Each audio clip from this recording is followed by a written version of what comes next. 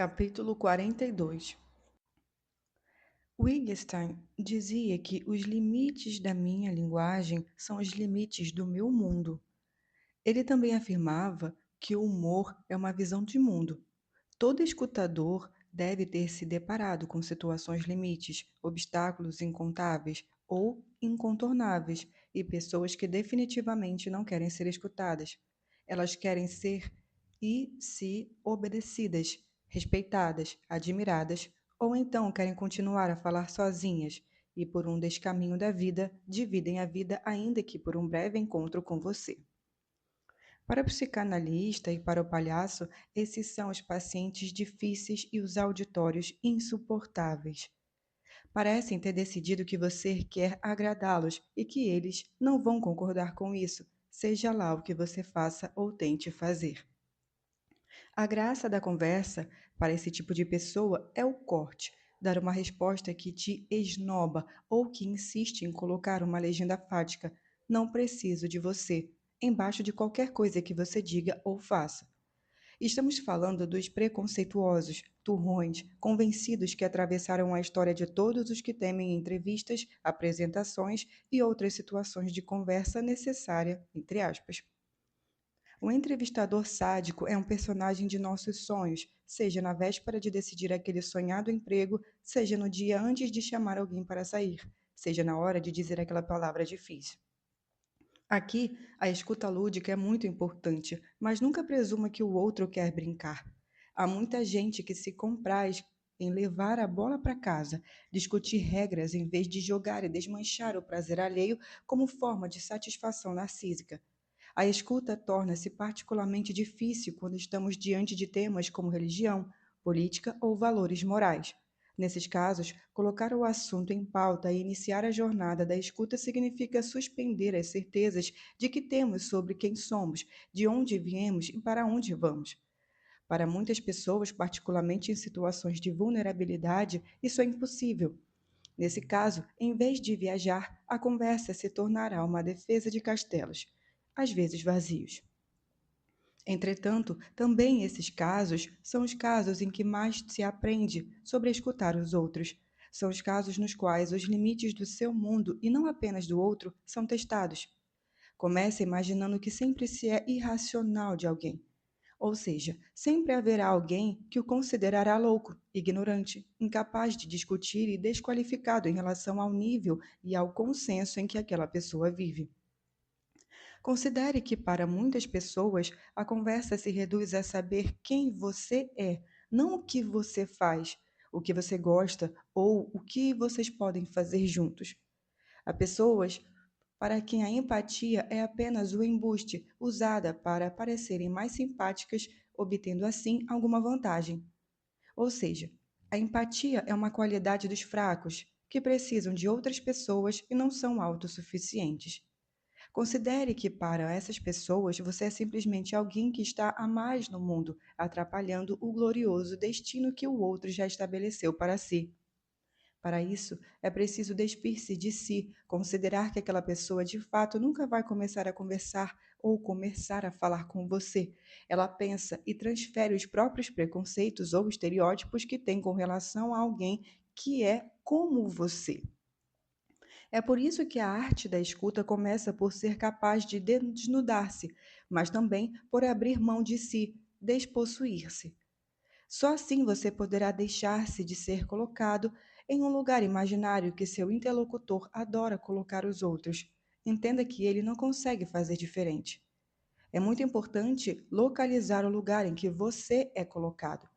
Pense no preceito bíblico: conhece teus inimigos. Ele não vale para você confirmar os outros que não são iguais a você, mas para saber como eles pensam, o que eles pensam de você, de gente como você. Isso é muito importante para seguir a pista número um, ou seja, acolher com hospitalidade o ogro que você tem pela frente. Logo, não confundir hospitalidade com ingenuidade. A relação que esse funcionamento desperta nem é sempre de desagrado. Mas atenção, nunca responda a esta primeira impressão. Tente livrar-se da marcação, fazer-se de ou simplesmente rir da situação ridícula que o outro está criando. Quando isso é subjetivamente possível, o que nem sempre é o caso, podemos pensar no segundo movimento, que é responder de outro lugar que não naquele o qual você foi colocado. Para isso, será importante não apenas se despir de quem você é, mas também suspender, ainda que por algum tempo, seus próprios interesses. A atitude diagnóstica ajuda muito nessa situação. Ou seja, em vez de enfrentar o problema, responder às provocações ou fazer os brados de conflito, examinar o caso como se estivéssemos diante de uma doença. Nenhum médico receita nada antes de muitas perguntas. Ganhar tempo não é só adiar o enfrentamento, mas estudar esse personagem fantasma que o outro está fazendo sobre você. Se for possível, ofereça alguma confiança ou alguns traços de pertinência. Gente preconceituosa está sempre atrás do outro preconceituoso para confirmar a sua crença. Esse é um ótimo exercício para descobrir o canalha que existe dentro de você mesmo. Ele sempre está aí em algum lugar. Se você não conhece, você não sabe. Se você ainda não perdeu a paciência e desistiu do jogo até aqui, é a hora de testar adversidades. Experimente algumas frases como: Você tem toda a razão, mas. Ou então, já passei por algo assim. E neste caso, o tempo será um fator decisivo a partir daqui. Nunca tente fazer seu ponto logo na segunda volta. É preciso deixar que a simpatia inicial se torne uma espécie de jogo cognitivo, no qual a situação hipotética está em primeiro plano. A criação dessa espécie de cena paralela ou de metáfora da situação é muito mais importante para evitar o que todo preconceituoso quer, que é a realização e confirmação de sua própria maneira de ver o mundo. Nesse caso, a sua capacidade de ir e voltar entre o plano lúdico e o plano da seriedade, ou entre a gramática cooperativa e a competitiva, será testada ao limite. Nunca tente de saída usar bons argumentos, dados e evidências, mesmo que o outro esteja flertando com isso. Se você ainda estiver em pé a essa altura da conversa, será possível começar a entender qual é o ponto de vulnerabilidade que aquele exagero de convicção está contribuindo. Posto isso, invista sobre o alvo mais importante, é a experiência repetida de demissões e fracassos no trabalho, ou o sentimento persistente de que sua origem humilde o torna inferior, ou a sua insegurança sexual ou relacional. O hospício de uma loucura muito diferente da sua é sempre o pior hospício. Por isso, aproximar-se de alguém que não quer compartilhar nada com você não precisa começar por qualquer atitude bondosa de auxílio, solidariedade ou ajuda. Pelo contrário, brinque de bancar o escravo do mestre. Peça que lhe dê mais explicações e crie mais argumentos, como se ele fosse o professor e você o aluno. Nunca tente estabelecer as regras do jogo e depois convidar a pessoa para dançar, porque o que define um chato, dogmático ou fanático é que no mundo ele só é ele e só ele faz as regras. Nunca tente estabelecer uma conversa razoável com aquele que está apenas interessado em criar efeitos de convencimento de exibição ou de pirotecnia narcísica. Este é o exercício básico. Suportar e achar interessante conversas cuja estrutura não é o diálogo colaborativo com vista ao fim colaborativo comum. Só depois disso, faça o lance decisivo. Responda de outro lugar que não o que você foi colocado. Esta surpresa só pode ser realizada uma vez a cada oportunidade. Lembre-se, nessa situação, o mais importante é continuar vivo e brincando. Se você submergir ao espelho que o outro propõe, estarão rapidamente gritando cada qual consigo mesmo ou rolando na lama das vaidades e dos ódios. Considere em detalhe a situação de escuta. Uma conversa a dois é totalmente diferente de uma conversa diante de um público. Entenda que muitas vezes seu verdadeiro interlocutor não é seu oponente, mas os que acreditam ou estão sendo oprimidos por ele. O inverso também deve ser detectado. A pessoa está realmente falando com você ou te usando para se exibir aos amigos que acha que pensam como ela. Observe cuidadosamente a reação do auditório. Não ignore os pequenos sinais de assentimento e, portanto, de aliança que podem advir de pessoas que também acham o tal sujeito de difícil trato. Aliança, ainda que táticas ou silenciosas, com outros que estão sendo sistematicamente achados por ser um ponto crucial para gradualmente deslocar, gradual, mas intencionadamente, a conversa para uma posição terceira, deflacionando o poder do interlocutor. Tenha uma coisa em mente só para você. Isso tudo é um exercício para ampliar o tamanho do seu mundo e não uma manobra para salvar almas alheias ou trazer pessoas para o lado bom da força. A vida como ela é e o mundo como ele é incluem fanáticos, chatos e calhordas. Se você quer ser o condomínio exclusivo e customizado sem eles, você está, no fundo, praticando o mesmo fechamento do qual eles, obviamente, padecem. Por isso, é preciso ser capaz de levar o jogo da escuta mais a sério do que levar você e seus valores a sério. Responder de um lugar diferente do qual você foi colocado pode significar críticas, ícones representativos de sua própria posição, mostrar sem dúvida ou incerto quanto a determinados juízos óbvios, deslocar o protagonismo da conversa com uma posição terceira, nem a sua, nem a de seu interlocutor. Mudar o rumo da conversa sistematicamente até que não fique mais claro ou determinado o que você quer dizer ou provar. Incluir terceiros e quartos na conversa, como que a chamar testemunhas ou instabilizar as relações de força. Diga o que você está dizendo, a cada vez de uma maneira totalmente diferente, variando exemplos, argumentos e fatos, o máximo que conseguir. Quando perceber que está repetindo palavras, elevando a voz ou insistindo em o mesmo ponto, interrompa a conversa.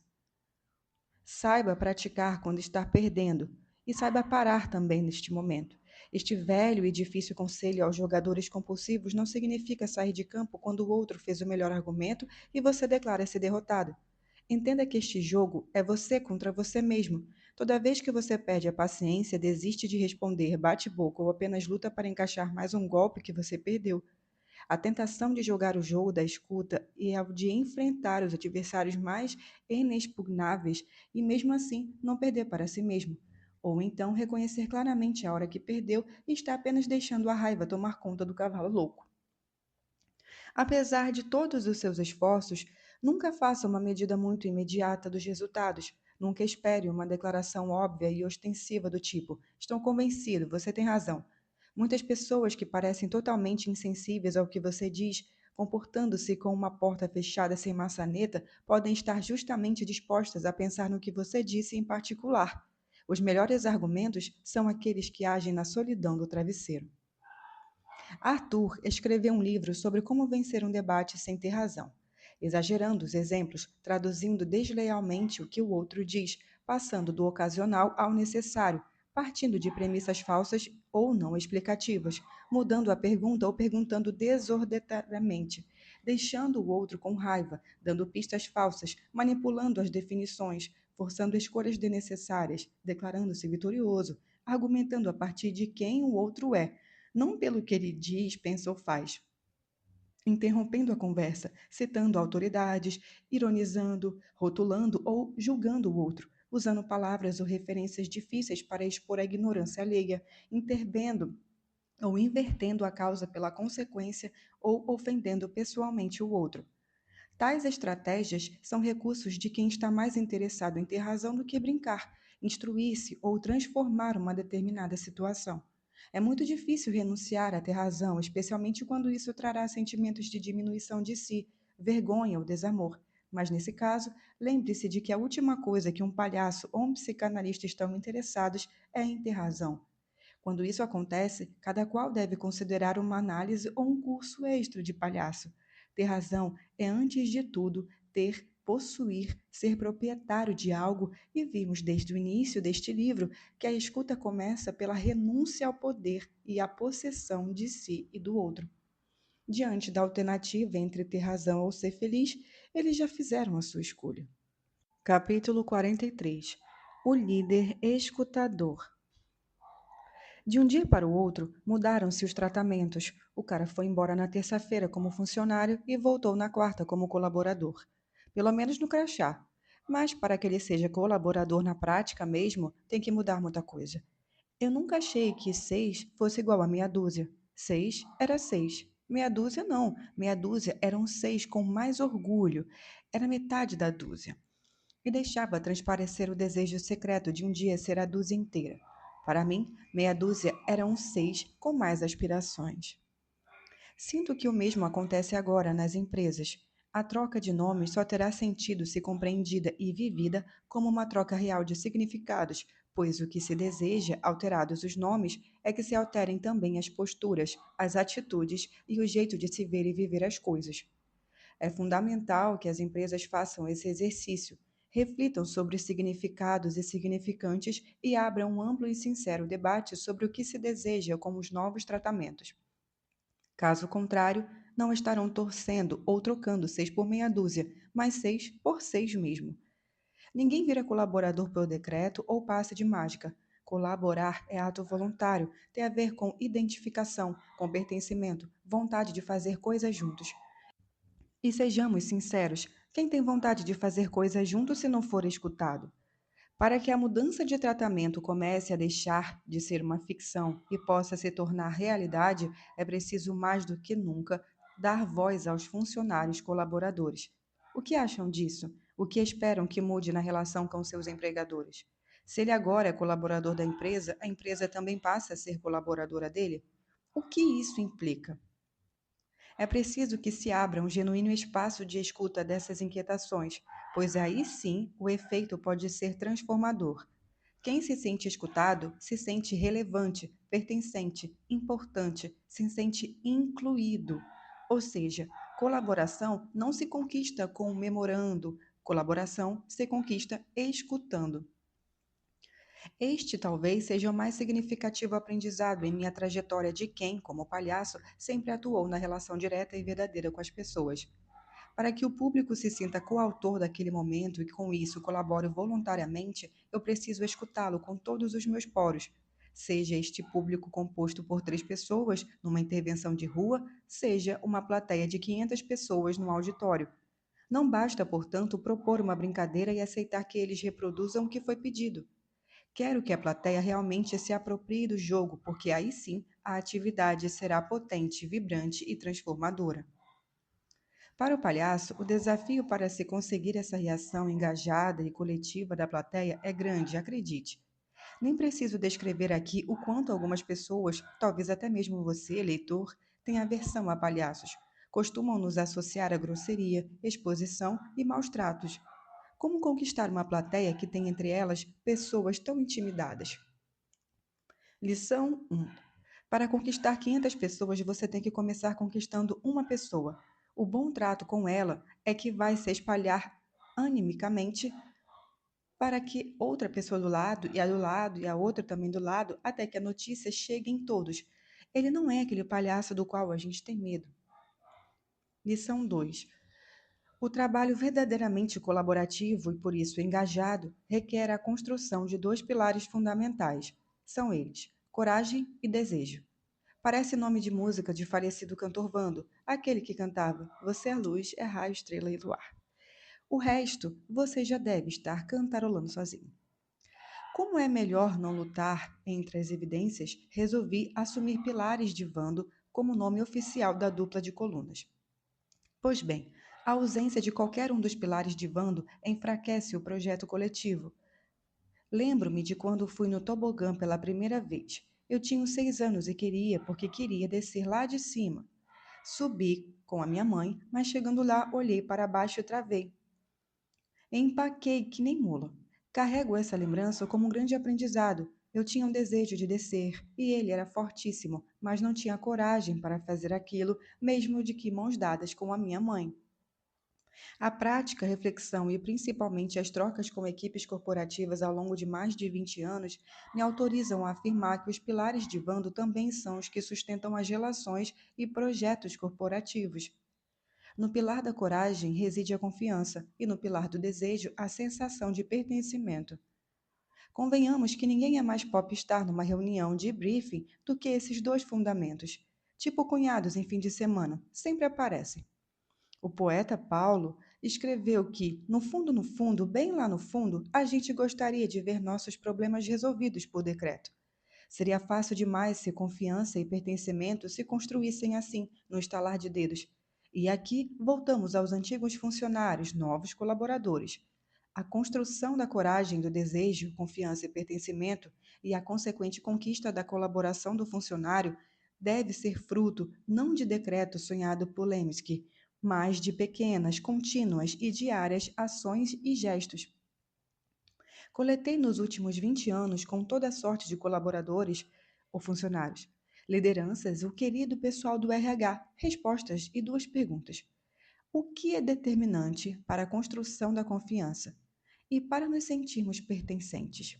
O que é necessário? O que é determinante? No início da conversa, as respostas costumam se encaminhar para o abstrato. Para termos confiança, é preciso termos respeito. Ok, muito importante mesmo. Respeito é bom e eu gosto, diz o ditado. Mas o que é respeito? Quais gestos traduzem respeito no dia a dia? Porque se a gente não aterrissar, fica muito bonito, mas não significa nada. Equivale a dizer que para casamento dar certo tem que ter amor. Legal, então faça alguma coisa. Me manda um bilhete, me ajuda a lavar a louça, põe o lixo lá fora, essas coisas. Esse contínuo exercício de ajudar o pessoal a concretizar o abstrato me ensinou várias coisas. Cito aqui duas delas. Primeira, como é difícil atribuir gestos e ações para o essencial, porém impalpável. Quando a gente verbaliza esses gestos, eles ficam parecendo tão pequenos, tão sem graça, tão desimportantes. Dizer precisamos ter respeito é mais legal e bonito do que falar, por exemplo, precisamos dizer bom dia. Quando a gente bota esses gestos de forma palpável, nos dão aquela sensação de, isso a gente já sabia. O problema é que saber é uma coisa, lembrar é outra, e fazer então é outra coisa ainda. A rotina acelerada do dia a dia corporativo é mesma e mestra em nos fazer passar por cima dessas miudezas, mas é justamente nelas que moram a beleza e a importância da coisa. É o gesto pequeno que faz o respeito ser grande. Segundo aprendizado, eu estava trabalhando a escuta com um grupo de pós-vendas de uma grande empresa coreana do ramo de eletrônicos, e no final, o VP da área trouxe uma imagem para resumir as suas conclusões do treinamento. Ele disse: para chegar no cliente, o bom trato tem que vir de cima como uma cachoeira. A imagem desse quase haikai nos faz entender que o bom trato, traduzido no gesto diário, tem que ser praticado pelas lideranças da empresa a dele e de se espalhar pelo todo. Alguns dias depois, eu contei essa história do haikai para um grupo de exportadores de grãos do interior de São Paulo. E um dos diretores do grupo me presenteou com outra imagem. O que acontece quando a água da cachoeira alcança o lago lá embaixo? Ele perguntou, já respondendo. Faz subir borbulhas lá no fundo, como um champanhe. Essas borbulhas são o orgulho de pertencer, a confiança, a união, a gratidão, o comprometimento, a produtividade. Essas duas histórias reunidas me contam uma terceira. Ao falarmos da construção dos dois pilares de Vando, coragem e desejo, estamos nos referindo ao fomento de uma cultura de bom trato, de gentileza e de escuta. A construção dessa cultura passa fundamentalmente pela quebra de um paradigma, passarmos do líder interessante para o líder interessado. Capítulo 44. A coragem e o desejo de escutar. Podemos elencar alguns valores e práticas que se associam aos gestos com os quais construímos situações de escuta favorecedoras da coragem e da abertura para o dizer. 1. Trabalhar a autoestima do time. 2. Respeito no dia a dia. 3. Gentileza gera gentileza. 4. Dar autonomia. 5. Coerência. 6. Transparência. 7. Valorizar as pessoas. Nos treinamentos de escuta que tenho desenvolvido com lideranças corporativas, sempre digo algo que soa como uma piada. Grupos coesos, unidos, entusiasmados, focados e com alto desempenho, todos eles têm uma coisa em comum: um palhaço na liderança. Passadas as risadas, eu pergunto: mas será que é só uma piada mesmo? Projeto então o meu tradicional slide com os atributos de escuta de um bom palhaço e proponho uma comparação com qualidades de um bom líder corporativo. Marginalidade, vulnerabilidade, escuta 4Hs. Pedro Salomão diz que falar em felicidade no ambiente de trabalho não é pago de bicho-grilo, uma frase de efeito ou um conceito vazio de autoajuda. Felicidade é estratégia, diz ele. Bons empresários e líderes escutadores sabem disso. As escolhas e as colheitas realizadas sobre a construção da sensação de pertencimento, como construção de desejo compartilhado, frequentemente apontam para um ruído na comunicação e a necessidade dos colaboradores de se sentirem mais escutados. Aqui estão alguns enunciados que denunciam a necessidade de aumento dos espaços e das experiências de escuta. Poder contribuir com ideias, ter liberdade de expressar sentimentos, saber melhor o que está acontecendo no dia a dia da empresa, receber treinamentos que acrescentem na vida profissional, receber treinamentos que os façam crescer como pessoas, reconhecimento financeiro, ter autonomia para tocar projetos e ter reconhecimento por isso. Uma pesquisa realizada em 2015 pela comunidade de carreira Love Mondays corrobora minha colheita informal nos últimos 20 anos. A análise levou em consideração 3.365 opiniões de usuários do portal para descobrir quais seriam as reivindicações mais comuns dos colaboradores aos principais líderes de diversas companhias. Desse universo, apenas 368 apontaram o salário em primeiro lugar. Os funcionários têm a sensação de que estão no comando de seus projetos, mas sentem que não estão sendo valorizados pelos gestores. Com isso, a falta de reconhecimento gera satisfação com os líderes. Capítulo 45. Teoria da escuta. Estabeleci para mim, já há algum tempo, duas condições para tomar alguém em análise e assentir que aquele paciente se tornou um analisante, dando por iniciada a análise. A primeira delas é que possamos ficar em silêncio. Um silêncio que não seja vazio nem ocupado, que não seja falta de assunto nem corrosão de angústia. Um silêncio que jamais me fará pensar: o que eu digo agora? Premido pelo sentimento de que preciso dizer alguma coisa. Por isso, o manejo do tempo e do silêncio que discutimos neste livro é tão importante. A segunda condição é que aquele candidato à análise resista ao meu tipo peculiar de humor e ironia. Ele não precisa se inclinar ao gracejo, mas apenas sinalizar que não ficará ofendido se eu não o levo demasiadamente a sério e se não me levo demasiadamente a sério naquele espaço. Se podemos brincar, podemos analisar. Assim como a frase já discutia neste livro: se a gente brinca junto, a gente fica amigo. Aprender a arte da interpretação psicanalítica envolve três habilidades que o palhaço tem por vocação: o humor com as palavras, o cômico com os gestos e a graça com o espírito. Foi desses três elementos que tiramos a ideia de escuta lúdica desenvolvida neste livro. Não é que toda intervenção, que é basicamente um retorno do que se escuta, tenha que ser feita de forma engraçada ou espirituosa. Há intervenções que exigem um tom grave e uma forma séria, outras que só podem ser feitas sob o tom de cumplicidade ou de sussurro, quase que sopradas ao ouvido do analisante. Ocorre que a estrutura da interpretação é homóloga à estrutura do xiste e esta é análoga ao que chamamos aqui de escuta lúdica. Aquele que se especializa na posição da escuta deve falar pouco, ou pelo menos espera-se que fale menos do que aquele que fala. Por isso, suas intervenções devem ter por objetivo abrir a fala do sujeito, permitindo que o discurso prossiga, ganhando em qualidade e potência transformativa. Notemos que tais características é o que se espera de uma boa piada. Que ela seja breve, traga alguma surpresa, crie um efeito de intimidade ou de aproximação entre quem conta e quem escuta, bem como trabalhe com deformações e peculiaridades calculadas da linguagem. A piada é uma coisa pragmática. Se riu, ela aconteceu. Se não riu, era um projeto de piada. Uma intenção de piada. Assim também é como na palhaçaria. Ela depende, em tudo, dos efeitos que cria. No entanto, a piada é uma elaboração posterior de uma atividade muito mais extensa e primária do que a brincadeira. A piada é uma espécie de brincadeira que sobreviveu ao lento recalque de certas disposições que temos quando criança. Número 1. A atitude de curiosidade diante do outro e do mundo. A propensão de se espantar e admirar o mundo. A inclinação a explorar usos e sentidos não óbvios das coisas e dos outros. A facilidade para ligar-se aos outros e ensinar nossa forma de brincar. Notou como essas disposições retomam a nossa teoria dos 4 Hs? Não é uma coincidência.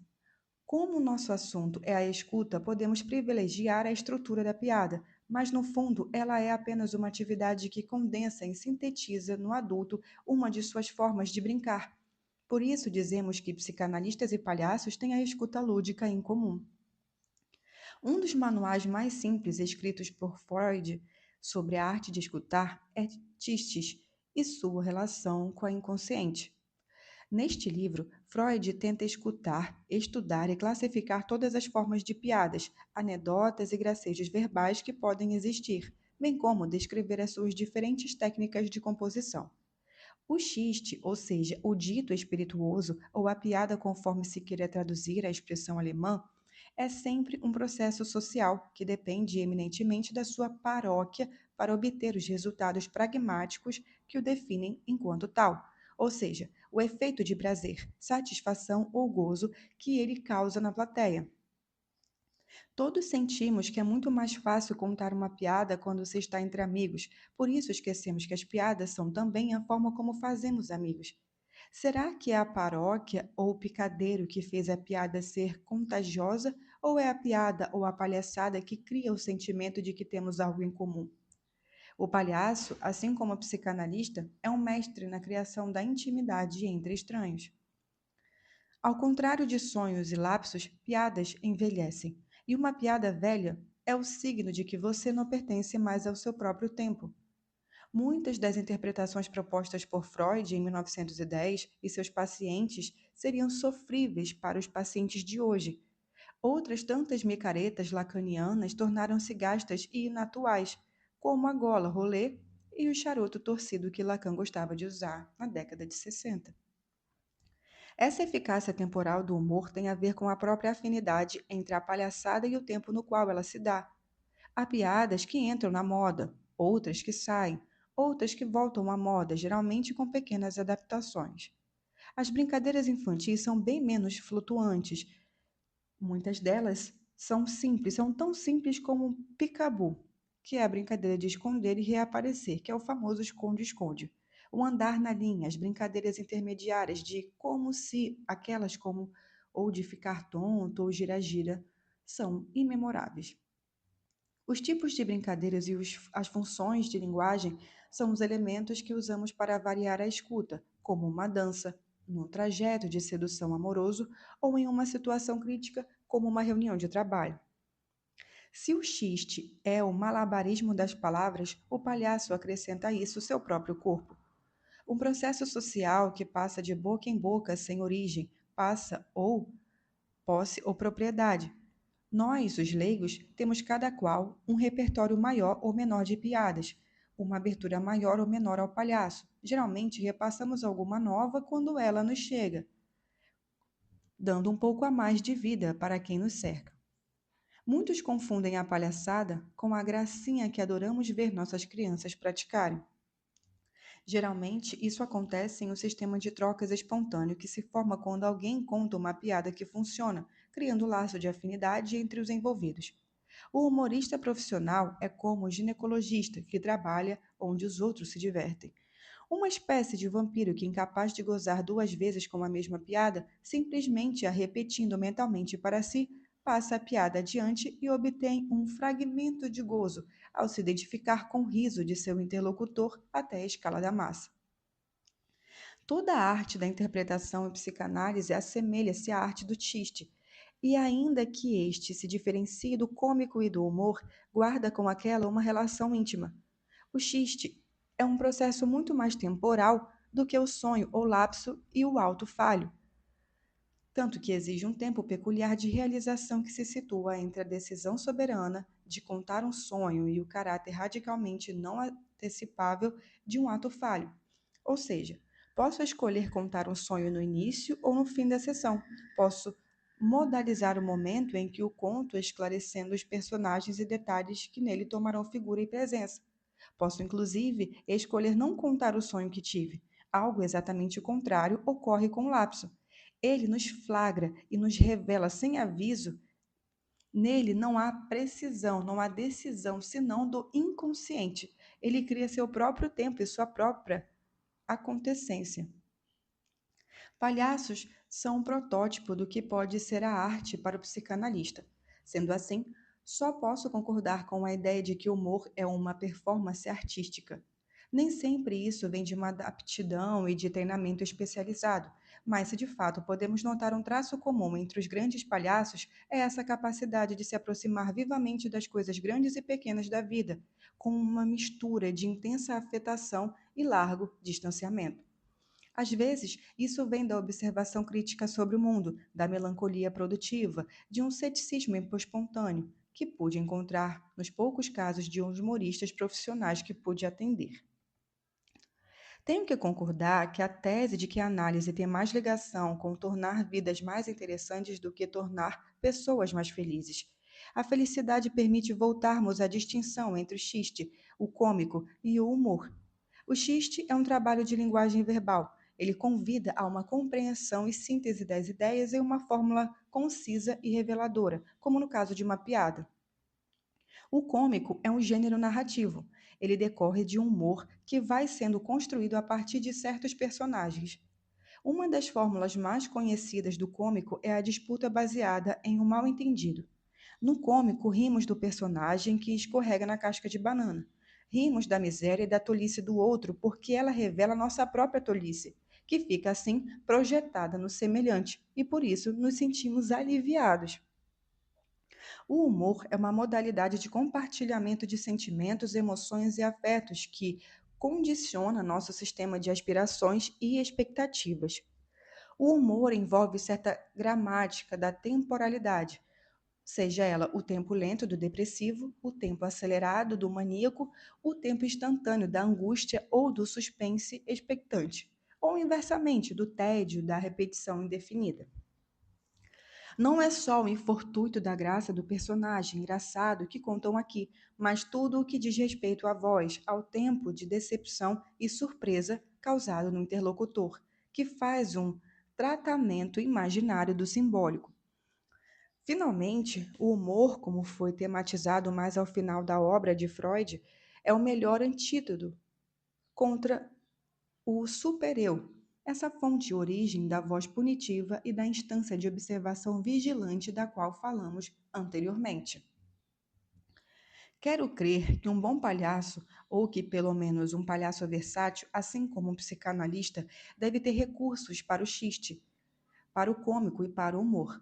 Diria que o entrelaçamento dos três é o que se quer designar por essa noção vaga de time. Sim, o tempo do humor e na psicanálise requer uma técnica, um time na relação com o público que, por sua vez, depende das expectativas que o outro tem em relação ao autor específico. A vida da mesa de bar não funciona no teatro porque é uma questão de time. Assim como uma piada perfeita para um analisante pode levar a efeitos trágicos em outro.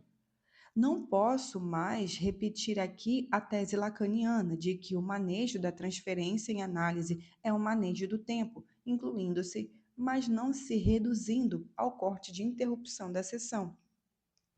Assim como o palhaço precisa ler seu público a cada sessão, o psicanalista tem pela frente um pequeno diagnóstico da situação. Ora, é em algo análogo que nossos colegas insistem quando ressaltam a importância do público, da tendência de recepção, das circunstâncias imediatas, para além do previsto e roteirizado. É preciso, a cada vez, perceber qual é a moeda neurótica em circulação naquela sessão e tentar descobrir o que é o meu humor naquela linguagem. No livro dos xistes, há um fator que Freud talvez não deu muita importância: o risco. Contar uma piada é um atentado contra o seu narcisismo. Isso pode determinar mal. Em geral, os piores e mais inaptos palhaços são os que não conseguem arriscar com atos, palavras e pensamentos. O risco da queda do vazio é nosso grande companheiro inseparável da boa clínica e do bom picadeiro. Quando nos sentimos seguros demais, geralmente é porque deixamos nossa enunciação se fechar, como nesta ótima crítica feita ao comediante. Ele colocou um ponto final e julgou. Isso resolveu sua indignação. O palhaço, assim como o psicanalista, não deveria sentenciar o outro, pois, entre outras coisas, isso daria um destino corretivo para sua indignação, que é uma das formas do espanto. Uma forma que trabalhamos para deixar em aberto. Assim também o analista trabalha com sua indignação como mistura de curiosidade e espanto para escutar os seus analisantes. Quando berramos, murmuramos ou sopramos palavras e gestos, delicada ou brutalmente, na orelha dos outros, ele devia saber que nós não falamos alto no teatro analítico por causa da velhinha da última fila, mas porque sim, como os comediantes, não devemos deixar ninguém dormir. Assim como os palhaços e psicanalistas, sempre ouvimos pela primeira vez, ainda que o outro se repita. A participação do corpo, a presença do humor comum e a compaixão ficam pouco representadas quando olhamos para a separação mais tradicional entre a empatia e a simpatia. Portanto, quando dizemos que há uma afinidade baseada em identificações, só podemos concluir que isso decorre simpatia, mas afinal é a simpatia dos grupos e gestos entre si, das identidades, das orientações políticas, éticas e estéticas que tem nos levado a um estado de obscurantismo. A proximidade por identificação produz conflitos por oposição simples, cuja solução é a eliminação do ponto de vista do outro. Nada mais natural do que evocar a empatia nesse contexto. Ela seria um antídoto natural contra a intolerância, a perseguição de estrangeiros, imigrantes e todos os que estariam em excesso, entre aspas, no mundo, e cuja eliminação tornaria tudo mais fácil. Ao contrário da simpatia, que acontece de forma espontânea, a empatia costuma exigir empenho, trabalho e dedicação. Dependendo do caso, boas doses de suor, paciência, coragem para conhecer bem de perto o mais íntimo das experiências de dor e sofrimento. Tanto trabalho só se justifica caso se tenha algo anterior e essencial, que é o desejo genuíno de escutar o outro. E isso não significa ter o desejo de vir a concordar com ele.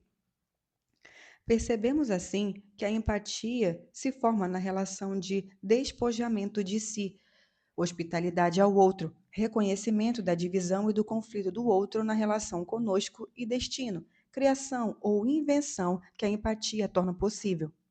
A simpatia e a tolerância pelo outro, a capacidade de nos colocarmos no seu lugar ou de nos refletirmos nele como um espelho, são condições necessárias, mas insuficientes para caracterizar a experiência da simpatia. A empatia não é apenas um circuito amoroso ou de mútua compreensão.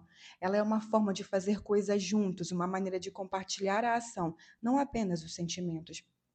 A empatia não é apenas a reconciliação, mas conflito produtivo e trabalho criativo com a diferença.